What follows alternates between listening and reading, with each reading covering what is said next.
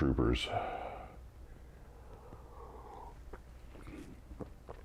First off, quick update. The training went well, could scarcely have gone better.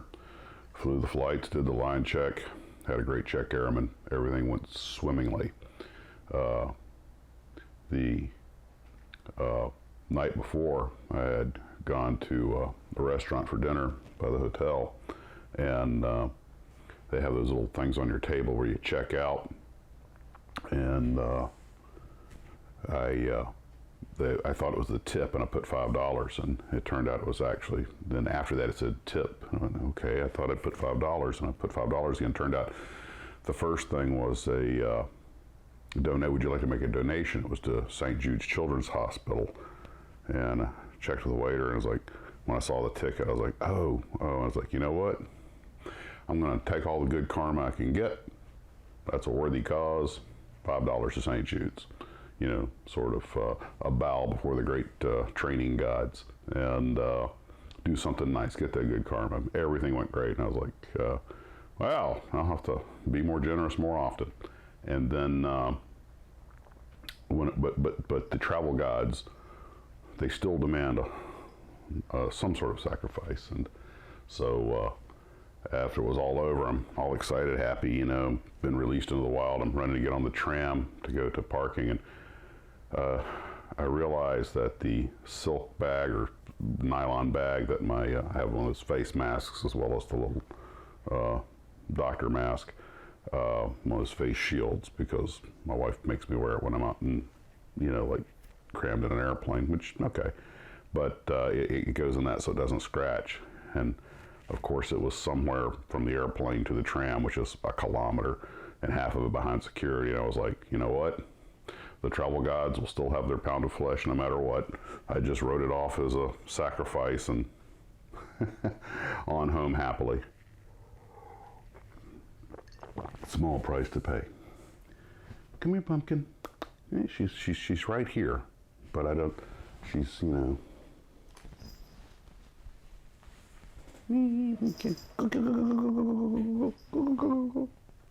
Everybody wants to see you. You're the movie star. You're the real star. Well, anyway, so this new camera's working out pretty well. It's even I enjoyed, like when I have to edit this up, you know, not seeing that pulsing and everything alone. Another thing about doing this now, also, of course, this has a zoom on it, a bunch of other stuff. And a lot of features I didn't have before, much better audio. My wife couldn't have picked a better camera. Pays to do your research.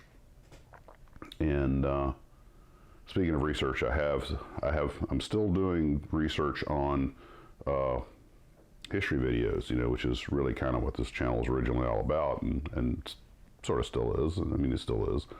So I'm not sure which one I'll get out next. It might be topping, and then there's a couple that folks have asked about, like Faller and Max and Peerless Max and Schreiber Max and some others. So I really do have my first cup of coffee with you guys, which, you know, loosens everything up why I cough so much.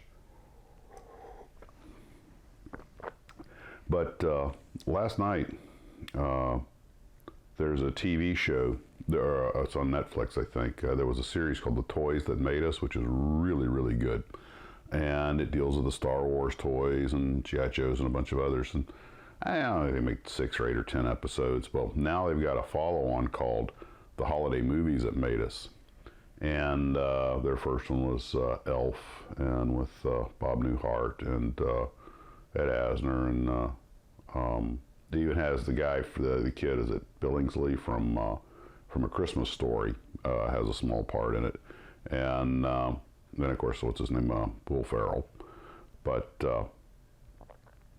we were watching that, and being Christmassy, you know, Christmas-oriented movie, I'm thinking about, you know, all the stuff I got for Christmas. And I can actually still remember when my Christmas list was almost always model airplanes. One of them, I wanted the 1/72nd scale B-24 Liberator. And if I remember right, I remember that one, and I got all the models I wanted. And there were 3 models I desperately wanted. That was one. And gosh, the other 2 escaped me right now. One of them might have been a Mosquito, but I don't think so. Anyway, I was so happy because I got the 3 models I wanted. And one year it was an model aircraft carrier. And I was probably the easiest kid to holiday shop for because my mom knew, my parents knew. Come here. My parents knew that she's looking at me like, you come over here. You want to pet me? You come over here. My parents just knew, gave him some model airplanes or model stuff, he'll be happy. And then one year it was the Cox 049 powered black Stuka. And I could barely fly the Cox BT-19 trainer. And my brother flew the Stuka a couple of times. He never not got more than 2 or 3 circuits with it. It was a real squirrely plane to fly. And it kept crashing. And unlike the Cox, the wings weren't rubber banded on. They were screwed on, so they broke off. And my dad fiberglassed those wings back on so many times. And, but it just got me thinking, models were a big part of my holidays. And I imagine some of you guys are the same way. I can't think of the holidays very much without thinking about, at least a little bit about, picking up wrapped boxes and shaking around. Yep, that's a model. You pick one up, it's kind of heavy, nothing moves. Socks. Didn't get a bicycle one Christmas. That was cool. And I think it was my younger brother and I got 3-speed Stingrays. And I couldn't believe that they made models of the Stingray bicycle. To me, the Stingray bicycle, or for that matter, the companies made models of bicycles. To me, it seems such a counterintuitive thing to make a model of, because you have so many super skinny parts like spokes and stuff. And I've never built one that I can recall. I did build that MPC ice cream tricycle thing, but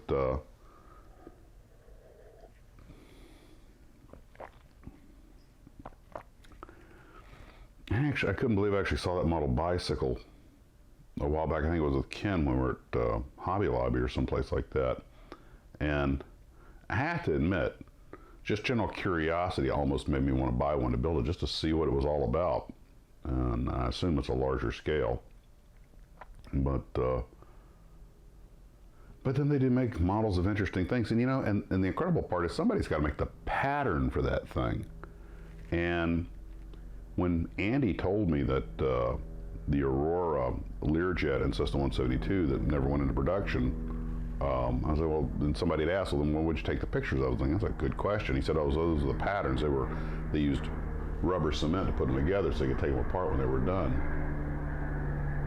And I don't know what the patterns are made of, if they were made of wood or what, but I thought about the quality of craftsmanship it took just to make the patterns. And then you see the models these guys scratch build. I was at the Smithsonian 30 years ago. I guess it would have been around 1988 and 89 at Air and Space. And their display of models has changed. Of course, they rotate a lot of their displays. But back then, they had this big, probably, I don't know, 120, 124 scale F-105 Thunder Chief. That's a 71-foot long airplane. So this is a big model. It could have been 132nd scale. But I think it was, no, I think it was bigger now, more like a 124 scale, I believe. Anyway, point being that it was in a display on scratch building plastic models. And this guy had made this beautiful F-105 Thunder Chief in large scale, completely scratch built out of styrene. And I shaped the parts and sanded them and filed them and sanded them and filed them, and a lot of sanding and filing. And the workmanship, of course, was exquisite. The last time I went there, a lot of that I didn't see it at either place. I went to the Varhazy facility, and they have a model display there. And they have about a 124 scale, I think it was a Piper Apache with a full interior that was on, maybe it was the early short nose Aztec, I forget. But It was just, along with other models, but again, a handmade scratch-built model, and it was just exquisite. And I was like, my God, you know, I'm envious of the skills, but I'm also envious of the patience. I hate to think about how many hours it took to make something like that. And you have to do something like that because you love to do it. It's not the kind of thing you can just pay someone to do. I knew a Romanian gentleman who'd immigrated to the U.S., and he had actually been a MiG-21 pilot in the Romanian Air Force, and he made that Beech 1900, that solid wood one that I still have to this day, and he made that for me back around '98, and it completely hand carved, just from a tri-view diagram of the Beech, and but he made a budget, said, hey, you know, it'd be nice if we could produce these. But he was like, there's no way I can produce these. It takes me, you know, a week, 2 weeks just to make this one, you know, and you're going to sell them for $50 or whatever. You're not going to, you know, there's no money in this. And I realized I should have had him make me one, but not put it together, and I would have had a pattern. And he actually sent me a picture of it while it was being made, and showed all the parts before he assembled them. And of course I lost the photo, unfortunately. But again, it just gave me great respect for these people that can take a chunk of styrene or a chunk of wood, and they have the patience, the skill, and the hand-eye coordination to make these magnificent works of art. And something else I wanted to try my hand at when I was a kid in art class, I used to paint airplanes, and after being, you know, reignited into box art and everything, and doing the stuff on Linwood, and all these chats I've had with Tom Daniel and TD, and him sending me that book on drawing the old school way, and talking with Mike Machat,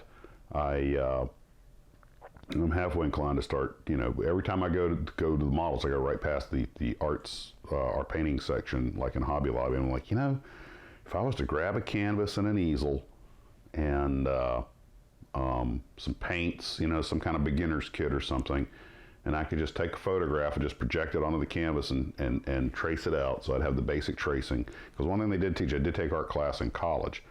In fact, I did this picture in my creative drawing class.